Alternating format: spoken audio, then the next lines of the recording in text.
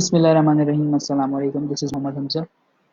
Students, हमने English और GK complete कर लिया है। आज से हम स्टार्ट करने जा रहे हैं basic maths. Basic maths BBA में एक पोर्शन है और इस पोर्शन में इंजीनियरिंग वालों को मसला नहीं होता। ये पोर्शन आपके जो कॉमर्स के स्टूडेंट होते हैं और इंजीनियरिंग के ऐसे स्टूडेंट की मैथ्स वीक है वो फंस जाते हैं। लेकिन इन 5 वीडियोस के अंदर मैं कोशिश ये करूँगा कि जितने भी मेजर टॉपिक्स हैं उनके तमाम सवाल, तमाम एस्पेक्ट्स मैं आपको कवर करवाऊँगा इन तमाम वीडियोस में। तो आज का जो हमारा जो पहला लेक्चर है वो है परसेंटेज के ऊपर। ठीक है, परसेंटेज क्या होती है, कैसे निकाली जाती है और इसके ऊपर हम डिटेल में बात करेंगे। सबसे पहले जी, परसेंटेज का मतलब क्या होता है। परसेंटेज जब भी आप सुनो तो आप ये समझ लो कि भाई 100 की बात हो रही है। ठीक है, कैसे हो रही है, क्या हो रही है, मैं आपको बताऊंगा, लेकिन आपके जहन में फौरन आना चाहिए 100। ठीक है, a percent is a fraction with 100 as denominator in each case. Denominator क्या होता है? वो वैल्यू जो आप अपॉन के नीचे लिखते हो। ठीक है, फॉर एग्जाम्पल नीचे एक्स के ऊपर वाई, तो ये एक्स क्या है? डिनोमिनेटर। वाई है न्यूमरेटर। तो ये आपको क्या कह रहा है? ये आपको यहाँ पे बताना ये चाह रहा है कि अगर आपको वो बोले फॉर एग्जाम्पल कि भाई 10%, 10% का मतलब क्या हो जाएगा स्टूडेंट? का मतलब हो जाएगा 10/100। ठीक है, 10 अपॉन हो जाएगा 100। 100 हमेशा नीचे आना चाहिए इसके। तो ये चीज़ यहाँ पे आपको समझने वाली है कि भाई जब भी मैं परसेंटेज की बात करूंगा तो आपने उस टर्म को 100 से कर देना है डिवाइड।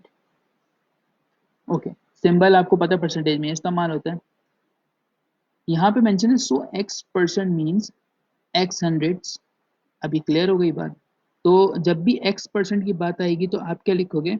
That x/100। ठीक है, थोड़ा सा और आगे इसको समझने की कोशिश करते हैं कि हम फ्रैक्शन में, फ्रैक्शन क्या होती है? अपॉन में कोई भी चीज़ आ गई, ये 1/4, 1/4 फ्रैक्शन हो गई। डेसिमल क्या होता है? 0.25। भाई कैसे हुआ? 1/4 यानी 4 जो है उसने डिवाइड किया किसको? 1 को।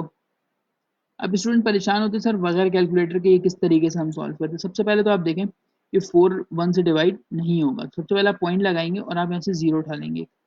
अब 4 इंटू 2 कितना होता है? 8। आपने इसको सॉल्व किया, यहाँ 2 बचा, अगेन पॉइंट ऑलरेडी लगा हुआ है, 0 आप फिर उतार लेंगे। अब आ जाएगा 5, तो 4 इंटू 5 हो जाएगा 20, अभी हो गया 0। इस तरह से आप इसको सॉल्व कर तो आंसर आ जाता है 0.25। अब डेसिमल को कन्वर्ट करना है किसमें? परसेंटेज में। अब देखिए 0.25 लिखा हुआ है। इसका आसान सा तरीका होता है जब भी आप परसेंटेज में कन्वर्ट करते हैं, ये जो बेटा पॉइंट है ना, पॉइंट आपके पास कंसिडर होता है एज 1। ठीक है, पॉइंट कंसिडर होता है 1 और पॉइंट के बाद राइट हैंड पे जितने भी डिजिट होंगे वो एज 0। ठीक है, और ऊपर क्या आ जाएगा आपके पास? 25। तो अगर आप इसको इस तरीके से करोगे तो आपके पास 0.25 कन्वर्ट हो गया किसके अंदर? 0.25 आपके पास कन्वर्ट हो गया 25/100, और 25/100 का मतलब हो गया 25%। इसी तरह से रेशो क्या होता है? देखें, रेशो को समझना आसान है। अगर लिखे ना 1:4, अब 2 डॉट अगर मैं इसको सीधा कर दूं, यानी मैंने इन 2 डॉट्स को क्या मिला दिया और उसको उल्टा कर दो तो बन जाता है 1/4। अगर मैं इनको बीच से हटा दूं तो ये 2 डॉट बन जाएंगे मेरे पास। ये रेशो होता है। ठीक है, तब रेशो, परसेंट, डेसिमल, फ्रैक्शन, ये सारी चीज़ हम आगे डिटेल में देखेंगे, लेकिन अभी आपके बेसिक कॉन्सेप्ट्स के लिए आपको सारी चीज़ें बता रहा हूँ। प्रॉब्लम्स में आ जाते हैं जी। पहला, एक्सप्रेस परसेंट टू फ्रैक्शन और डेसिमल।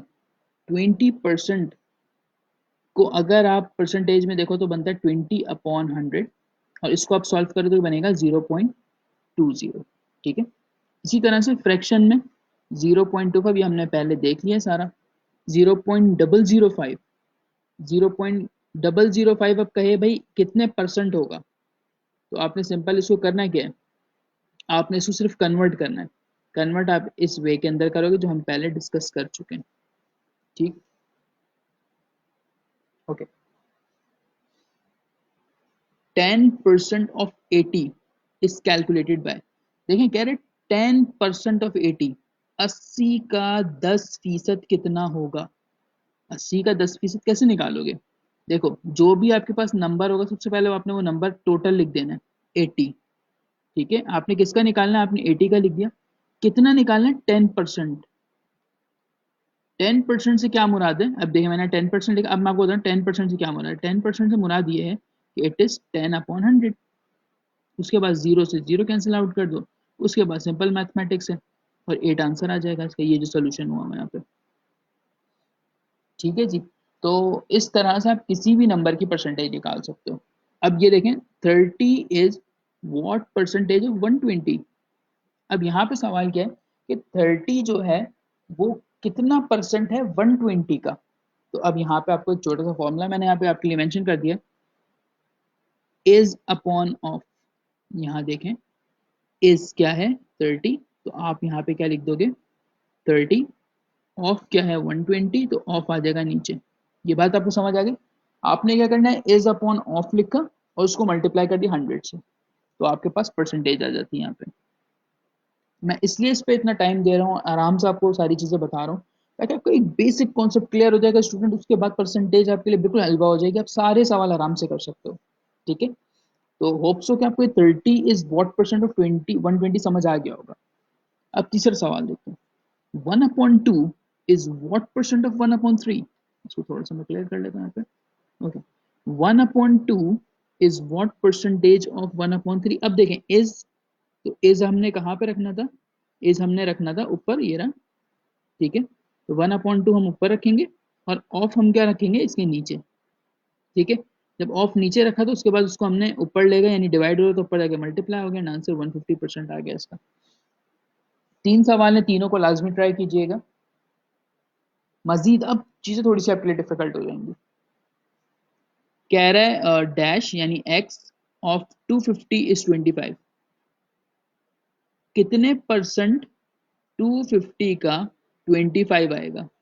पहले तो आप सवाल पढ़ना सीखें, फिर से आप लोगों को बता देता हूँ कि इसमें देखिए क्वेश्चन मार्क है ना, तो क्वेश्चन मार्क को आप क्या सपोज करेंगे एक्स, मैथ में हम क्या सपोज कर लेते हैं x of 250, x percent of 250 यानी 250 का कितना परसेंट 25 आएगा। कोई इशू नहीं है, वैसे 10% आएगा, ये सबको पता है, लेकिन चेक कर लेते हैं कैसे करेंगे। अगेन ऑफ और इज वाली अगर हम यहाँ पे टेक्निक लगाते हैं अपने पास, तो ऑफ को ऊपर आना चाहिए। ठीक है, हाँ इज और ऑफ वाली टेक्निक है ना, तो इज हमारे पास ऊपर आएगा और ऑफ हमारे पास नीचे आएगा। इस तरीके से भी कर सकते हैं, और इसका दूसरा तरीका हमारे पास क्या है, ये देखिए, देखिए परसेंट आ गया ना, तो एक्स अपॉन 100 हो गया ये। ठीक है, एक्स को हमने परसेंटेज से हटा दिया और सिंपल 250 से मल्टीप्लाई करा दिया, आपके पास आंसर आ जाएगा 10। ये भी तरीका इसका आसान तरीका है। अगला सवाल देखें जरा, और स्टूडेंट डिफरेंशिएट करना सीखें आप कि इस टाइप का सवाल आएगा तो कैसे करेंगे और अगली टाइप का सवाल आएगा तो हम इसको कैसे सॉल्व करेंगे। ये बहुत सारे स्टूडेंट्स का बैकग्राउंड नहीं